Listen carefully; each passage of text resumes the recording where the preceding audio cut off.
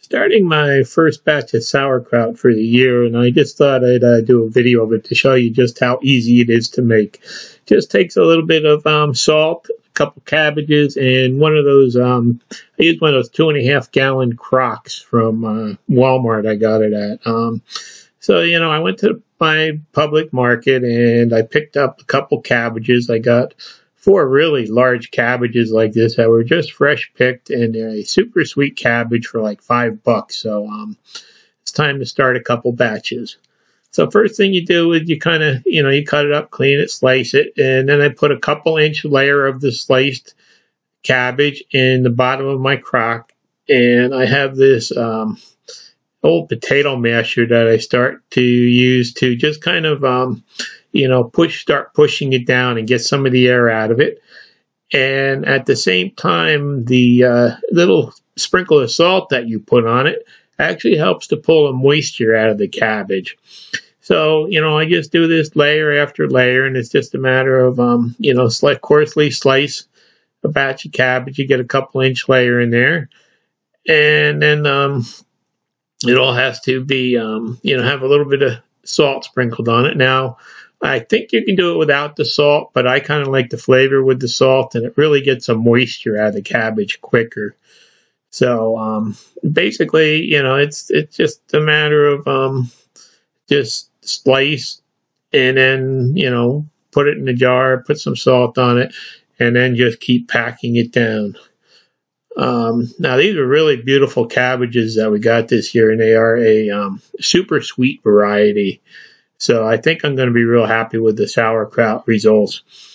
And the one good thing about making sauerkraut yourself is you can control how long that you ferment it for. So you can kind of alter the flavor. If you don't like it a real bitter sauerkraut, you can make it kind of almost like a half sauerkraut, which is what I like to do.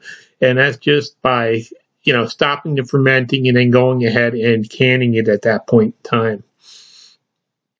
So, it's just a little bit boring job, slicing cabbages, and they do make a big slicer that you could use for it. But, for the once a year when I make it, I usually just don't mind doing it with a knife.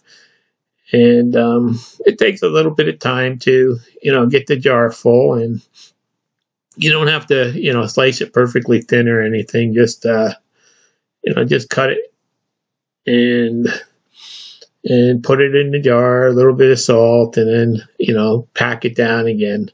Now, after you get after I got the first cabbage in here, it's like the jar started getting, about half full, as you can see that.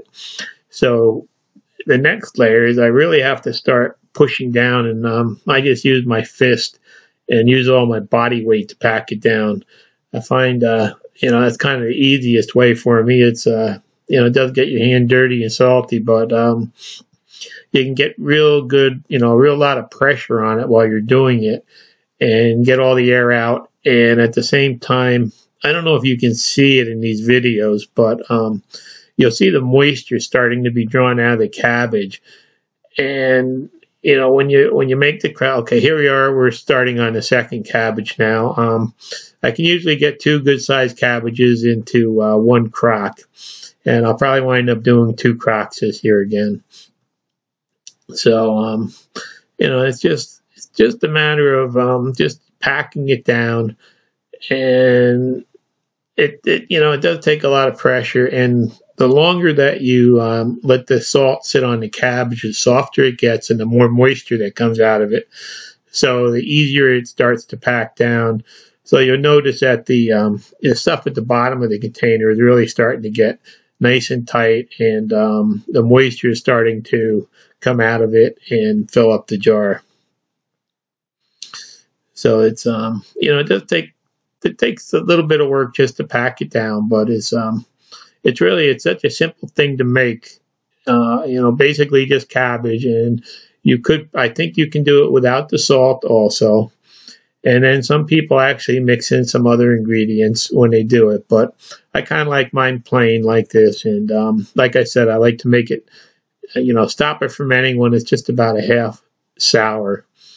So there we have it. It's, you can see the air is just about starting to come out of it, and the second cabbage is almost all, packed in the crock there. And I find out that these crocks work really good for, pickles and sauerkraut and whatnot. I mean, they're made out of glass. They're not a stoneware crock, but I think they're around $8-10 when you buy them. So I think for the price, they're a pretty good deal for, having something that's a food grade container to make the sauerkraut in. So there we go. There's the last of the second cabbage in there. And I just keep packing it down. I don't know if you can start to see the moisture coming up, but there you can see it. All the brine that you get comes from the cabbage itself. So, if you here it is, it's sat for maybe an hour or two after that. You can kind of see how the moisture is coming out of it. And I'm just, I don't have a good flat glass plate that'll fit in these crocks, so I just use one of my wife's Corningware tops to put pressure on it. And I'll just stick that in there, and then, take another bowl on top to cover the little knob that sticks up. And then, for the first couple of hours, I needed some extra weight to really keep it packing, so I just put a pumpkin on there to start out with. And then I let it sit for a couple hours, and there you can see, the brine is up there, and I'm able to take the pumpkin off and just put a small container of water on there to keep everything submerged. Now, in about, 2 days, here it is 2 days later, you'll see that it starts to form this fuzz on top of it around the edge when the fermentation starts. And what I'll do is I'll go back once or twice a day, and I'll just skim that off and, just get that out of the way to keep it from turning moldy. So, this is the first part, and the next part I'll kind of show you just, how to process it and can it. And as you can see, it's really a, very simple to make item. Thanks for watching. Please subscribe.